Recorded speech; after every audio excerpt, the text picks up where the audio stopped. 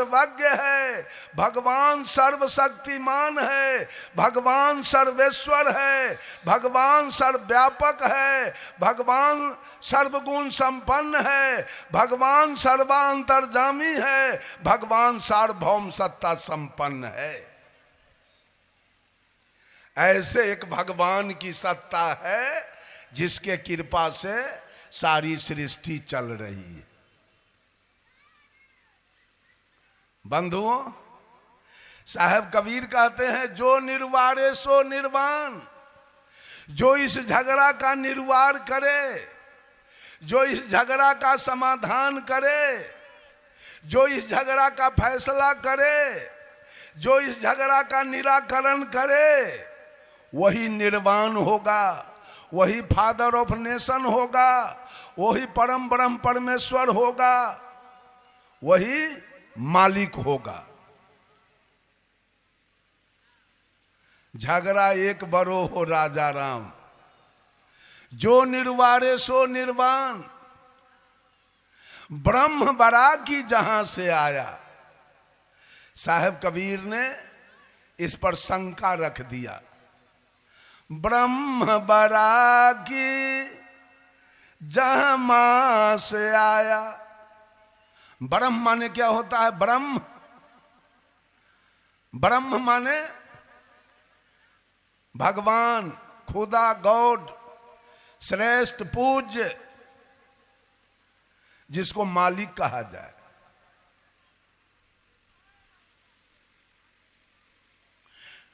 आदमी बोलता है कि ऊपर में एक भगवान है जिसके कृपा से सारी सृष्टि चल रही है। अब ये बताइए, ऊपर में एक भगवान है जिसके कृपा से सारी सृष्टि चल रही है, यह आवाज कहां से आया? बोलिए बोलिए, है? अंदर का आवाज है ना, आत्मा की आवाज। ऊपर में एक भगवान है जिसके कृपा से सारी सृष्टि चल रही है, यह आत्मा की आवाज है। तो बोलिए, आत्मा ये आवाज दिया है परमात्मा की, तो आत्मा बड़ा कि परमात्मा बड़ा? कौन बड़ा? आत्मा बड़ा जिसने परमात्मा का आवाज दिया। सारे लोगों का दिमाग खट्टा हो गया। कबीर साहब को घेर लिया सब लोगों ने, कहा कबीर आपकी बात नहीं मानी जाएगी। वेद में लिखा है कि ऊपर में आकाश में एक परमात्मा की सत्ता है जिसके कृपा से सारी सृष्टि चल रही है। तब साहब कबीर कहते हैं, वेद बड़ा की जिन उपजाया। वेद बड़ा है कि वेद लिखने वाला बड़ा? कौन बड़ा? वेद लिखने वाला कौन है? यही, इसने लिखा। तो वेद की बात हम मान लें। हमारे गुरुजी कहा करते थे, कोई भी आदमी जो ग्रंथ लिखता है वो अपने समझदारी के अनुसार जितनी उसकी समझदारी है, पंखा का हवा हमको नहीं मिल रहा है, जितनी उसकी समझदारी है उतनी बात उन्होंने लिखा।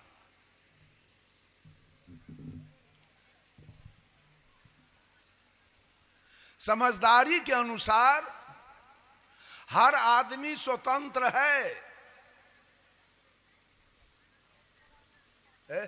उसको जरा लगाओ ना, तनिए देर हमको रहना है जी, 2.5 घंटा बोलना है। व्यवस्था करो ठीक से।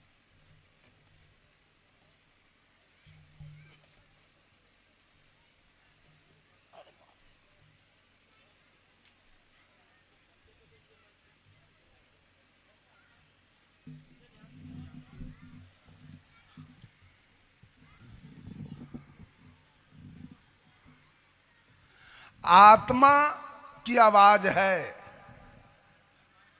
तो सब बात मान लिया जाए तो वेद वालों ने लिखा कि एक विराट भगवान थे जिसके मुंह से ब्राह्मण पैदा लिया, जिसके भुजा से क्षत्रिय पैदा लिया, जिसके पेट से वैश्य पैदा लिया और जिसके पैर से शूद्र पैदा लिया। मान लिया जाए इस बात को। वेद ने 4 वर्ण बनाया, ब्राह्मण क्षत्रिय वैश्य शूद्र।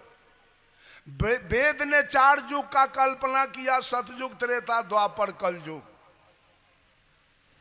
अब वेद कौन लिखा? मानव ने लिखा। मानव का लिखा हुआ वेद है। सब लोग वेद को मालिक मान के गुलाम बन गया है दुनिया के लोग। वेद जो कहेगा वही करेंगे, वेद जो कहेगा वही करेंगे। अगर लिखी हुई बात अगर मान लिया जाए तो रामचरितमानस में लिखा है कि राजा सगर की पत्नी सुमति से 60,000 बेटा एक दिन में पैदा हुआ। ऐसी कोई औरत है जो 60,000 बच्चा पैदा करे एक दिन में? तो लिखा हुआ है, मान लीजिए सब लोग, ये बात लिखा हुआ है रामचरितमानस में, मान लीजिए। रामचरितमानस में लिखा हुआ है मास दिवस का दिवस भा मरम न जानऊ कोई, रथ समेत रवि था के निशा कवन विधि होई। रामचरितमानस में लिखा है कि जब भगवान राम, लक्ष्मण, भरत, शत्रुघ्न चारों भाई का जन्म हुआ, पूरे अयोध्या में जन्मोत्सव मनाया गया। छठिहार हुआ राम के, और जब राम का छठिहार शुरू हुआ तो इस सूरज 1 महीना तक आकाश में खड़ा रह गया राम का छठिहार देखने के लिए। ये अनलीगल बात रामचरितमानस में लिखा गया। ये सूरज 1 महीना तक आकाश में खड़ा रहा, डूबने नहीं गया। परिणाम हुआ कि मास दिवस का दिवस भा, राम के जन्म में 1 महीना का 1 दिन हो गया। ये मरम न जाने कोई, इस मरम को आदि कवि वाल्मीकि जी नहीं जान पाए। 16वीं शताब्दी में तुलसीदास जी जान गए और रामचरितमानस में लिखा कि रथ समेत रवि था केऊ, सूरज अपने मंडली के साथ 1 महीना तक आकाश में रुका रह गया। निशा कवन विधि होई, रात्रि किसका नाम है? 1 महीना तक होइबे नहीं किया। 1 महीना रात नहीं हुआ राम के छठिहार में, 1 महीना का दिन हो गया। सच बात है, ये सूर्य छठिहार देखेगा तब मानिए ना लिखल बात। लिखा है कि अगस्त मुनि एक चिरुआ में समुद्र को उठा के पी गए। तो कबीर साहब ने पूछा है, ए दुनिया के लोग, सेत बांध के पार गए सीता के भरतार, ताही अगस्त मुनि अच गयो इनमें को करतार। तुम्हारे रामचरितमानस में लिखा है सीता के दुल्हा, सीता के पति राम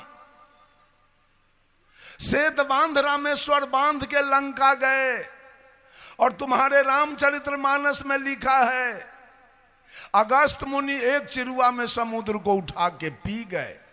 तो कंपैरिजन करके बताओ कि पुल बनाने वाला बड़ा कि एक चिरुआ में पी जाने वाला बड़ा, कौन बड़ा? दोनों बात रामचरितमानस में है, बोलिए कौन बड़ा? किसकी पूजा होनी चाहिए? अगस्त के की पुल बनावे वाला की पी जाने वाले को? दूसरी घटना सदगुरु कबीर ने कहा, गिरवर धारे कृष्ण जी, धौला गिरी हनुमंत, शेष नाग सब सृष्टि संहारे, तो इनमें को भगवंत। तुम्हारे ग्रंथ में लिखा है कि कृष्ण ने गोवर्धन को उठाया, हनुमान ने धौलागिरी को उठाया, और तुम्हारे ग्रंथ में है कि शेषनाग ने पूरे धरती को उठाया। तो कंपैरिजन करके बताओ कि इस तीनों में बड़ा कौन? किसकी पूजा हो? शेषनाग का पूजा करने वाला कौन है? सब गोवर्धन वाले के पीछे, और नहीं तो धौलागिरी वाले के पीछे पड़ा है।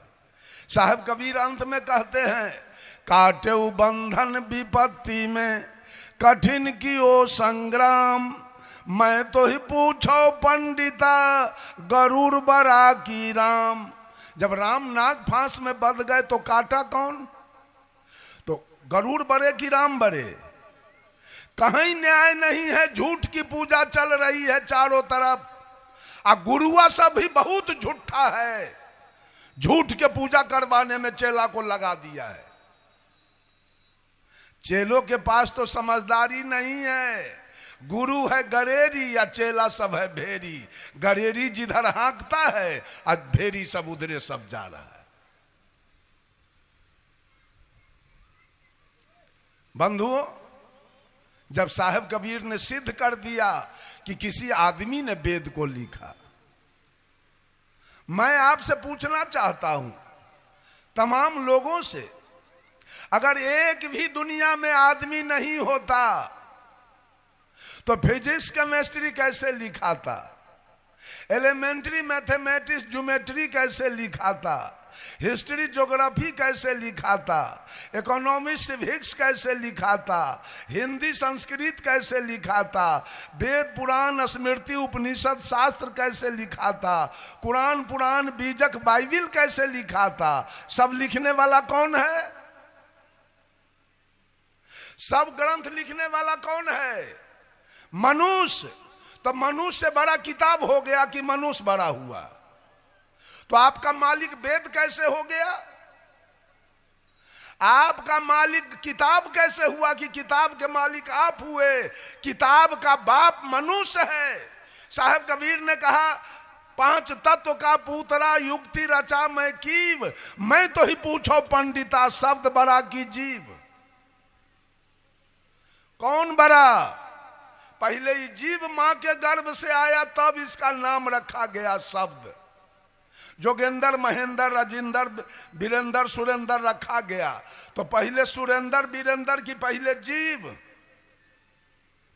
पहले कौन?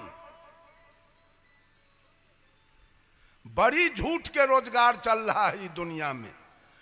गुरु लोग सब बहुत अपना नाम कमाने के लिए, अपना महत्वाकांक्षी बनने के लिए, अपना नाम रेडियो टेलीविजन पर निकलवाने के लिए, अपना 4 चक्का जहाज पर चलने के लिए इस भोली भाली जनता को तनिए पाठ गुरु लोग नहीं पढ़ा रहा है। बहुत पाठ पढ़ा रहा है गुरु लोग भी। बंधुओं, सब लोगों ने कहा कबीर साहब से, गुरुजी छोड़िए सब झंझट को, हम लोग वेद को अनादि मानते हैं। तो साहब कबीर ने कहा, ई मन बरा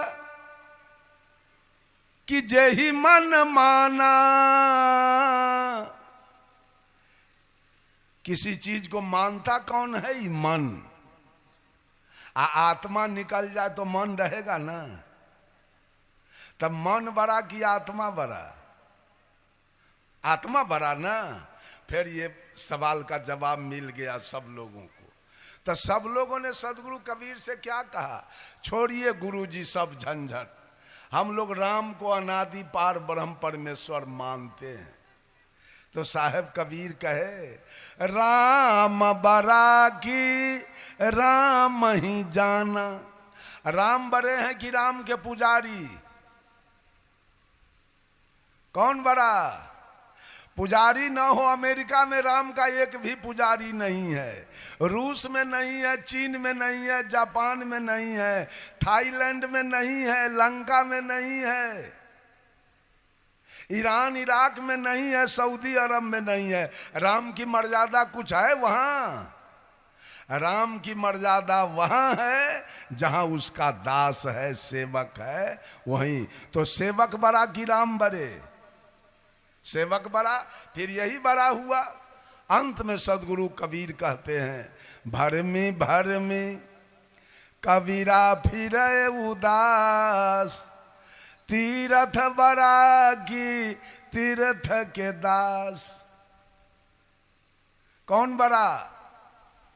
ये आयोजक हैं। आयोजक के तरफ से पंडाल लग गया, साउंड लग गया, मरकरी लग गया, पंखा लग गया, ढोलक हारमोनिया आ गया, ऑर्गन पैड आ गया, और आप लोग नहीं आते और हम लोग नहीं आते तो ये मेला लग जाता, तीर्थ लगता। किसके आने से लगा? ये सारे देवी और देवता के आने से तीर्थ लग गया। आज 1 से 2 बजे में देवी देवता सब चले जाएंगे, तीर्थ खत्म हो जाएगा। कौन बड़ा? यही।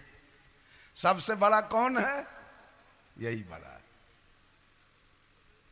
और मैंने कहा आग हमारा देवता नहीं है, पानी हमारा देवता नहीं है। तीसरे लोग मिट्टी के पूजा करते हैं, यही माता है, धरती माता। तो धरती माँ है तो माँ की ममता तो बेटा पर होगी ना। तो भूकंप क्यों आया जब मर गया बहुत लोग? ये तो माँ का काम नहीं है। ओ धरती के पूजा करने वाले, धरती भी जड़ है, धरती में भी गुण है, धरती में ज्ञान नहीं है।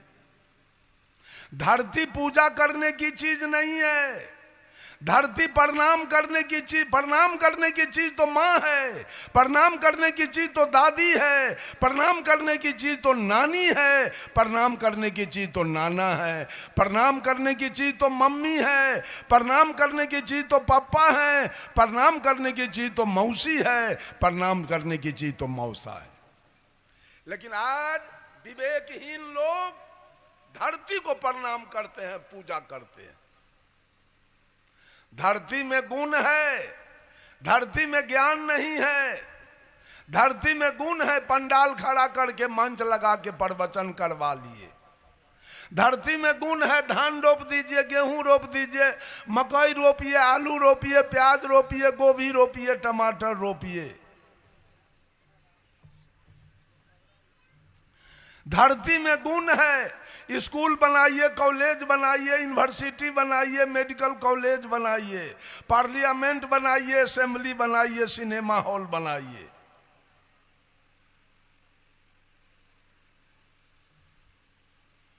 धरती में ज्ञान नहीं है।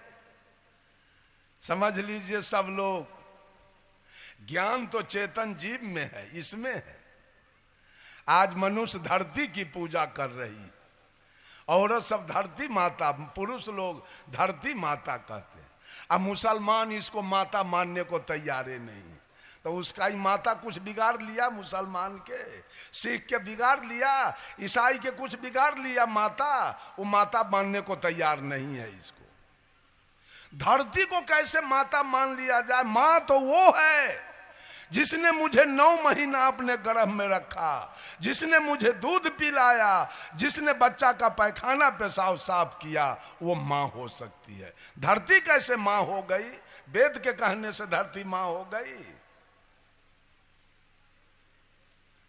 बंधुओं, धरती में भी गुण है, धरती में ज्ञान नहीं है। कभी भूकंप आएगा और सब आदमी को समेट के ले चला जाएगा। चले गए दुनिया से, पूजा करते करते चले गए। बहुत सारे लोग आकाश की पूजा करते हैं, आकाश में ऊपर भगवान है। अब न जाने ऊपर में सतभैया है कि कचबचिया है कि डंटी तरजुआ है, के है भगवान ऊपर में पता नहीं है। सब लोग ऊपर ताक रहा है, ऊपर में भगवान है। आकाश की पूजा चल रही है। अगर ऊपर में भगवान है और भगवान दयालु है तो ऊपर से ठनका क्यों गिरा जो आदमी मर गया? ऊपर से पत्थर क्यों गिरा जो आदमी मर गया? ऊपर से बिजली क्यों भगवान गिराया जो आदमी मर गया? ऊपर में भगवान है तो ये दुर्घटना सब क्यों हुआ कि आदमी मर गया सब? आकाश में भी ऊपर कोई भगवान नहीं है, आकाश जड़ है। कबीर साहब एक महिला से पूछे, एक औरत से पूछे, कहो रे सखी एक बात कहूं, कहां खसम ठहरायो जी। सखी एक बात पूछ रहा हूं। कबीर साहब एक महिला से कहते हैं, सखी एक बात पूछ रहा हूं, तुम्हारा दुल्हा कहां है? दुल्हा मीन्स पिया परमात्मा सदगुरु। सखी तेरा दुल्हा कहां है? तो सखी कहती है आकाश में। दुल्हा कहां है, मालिक कहां है? आकाश में ऊपर। तो कबीर साहब कहते हैं दुल्हा आकाश और दुल्हन कहां है? दुल्हा आकाश में है, दुल्हन कहां है? दुल्हा आकाश पताल में दुल्हन, कैसे का छोह मिटायो जी। ये दुल्हा दुल्हन में प्रेम मोहब्बत कब होगा जी? दोनों का दूरी देखिए, दुल्हा आकाश में है और दुल्हन पताल में है। दुल्हा हो पंजाब में और दुल्हन हो कौन गांव है? प्रताप नगर में। तो कै वो बाल बच्चा होगा ये दुल्हा से, पंजाब वाला से? है होने वाला? जरा विचार कीजिए, इस सारा झूठा पूजा मनुष्य का चल रहा है, कहीं सच्चाई नहीं है पूजा में, सब झूठ। और सारा पंडित जी के कहने पर सारा दुनिया झूठा पूजा में लगा है। श्रद्धा में बेकल हो के ये औरत सब एक पवनी ऐसी करती है, पर्व जिसमें चलनी में मुंह निंघारती है। एक पर्व इनका ऐसा है कि पीपल के पेड़ में धागा लपेटती है श्रद्धा में आकर के। इस सारा दुनिया जगत श्रद्धावादी है। हमारा विद्वान लिखा है, I keep 6 honest serving man, they taught me all I know. मैं कुछ नहीं जानता हूं और अपने पास 6 कर्तव्यपरायण ईमानदार व्यक्ति को रखता हूं। जो कुछ भी मैंने सीखा है इन्होंने ही सिखाया है और इनके नाम हैं, their names are what, why, who, when, where and how. इनके नाम हैं क्या, कौन, कहां, क्यों, कब और कैसे। ये शंका मनुष्य के पास हो जाए तो जीवन की गाड़ी इनकी गंतव्य पर जाएगी। लेकिन पूरा दुनिया श्रद्धावादी हो गया, इनकी गाड़ी बढ़ नहीं रही है, गाड़ी खड़ी हो चुकी है। श्रद्धावादियों की गाड़ी रुक चुकी है, गाड़ी बढ़ने वाली नहीं है आगे। चूंकि सब लोग श्रद्धा में व्याप्त है, श्रद्धा में बेकल है, जहां तहीं इनकी पूजा चल रही है। लेकिन वास्तविकता है, माता बहनों कान खोल के सुन लो, माता पिता के यहां तुमने जन्म लिया, 15 से 20 वर्ष के बाद माता पिता ने जोग लड़का खोज कर तुम्हारा विवाह कर दिया, ससुराल को भेज दिया। वो दूल्हा कौन था? कोई औरत कोई मर्द, दोनों ने मिलकर उस बेटा को पैदा किया था। जिस बेटा पर तुम्हारे मांग में सिंदूर है, तुम्हारे हाथ में चूड़ी है, तुम्हारे गोदी में बालक है, तुम्हारे लिए देवी, तो वो सास होनी चाहिए जिसके पैदा किए बेटा पर आप सुहागवती बन के जी रही हो। तुम्हारे लिए देवता तो वो ससुर होना चाहिए, आधा पेट खाकर दोनों प्राणी नमक मिर्चाई के साथ खाकर फाटल कपड़ा पहनकर ये बेटा के लिए जमीन का प्लॉट बैठाया, मकान बनाया, गाय भैंसी खरीदा, गाड़ी घोड़ा खरीदा, latrine room, bathroom, kitchen room बनाया, बहू आएगी सुख से रहेगी। आज वो औरत वो सास को गाली देती है, भोजन भर पेट नहीं दे रही, काली दुर्गा के पूजा कर रही है, जितिया करवा चौथ कर्मा धर्मा कर रही है, और जिसके ऊपर सुखी जीवन जी रही है उसको पाभर दूध नहीं दे रही है, सोने के समय तन का सेवा नहीं कर रही है। और पूरा दुनिया तीर्थ व्रत में पंडित जी के कहने पर इस सबसे सत्यानाशी तो ये पंडित जी है सबसे पहले।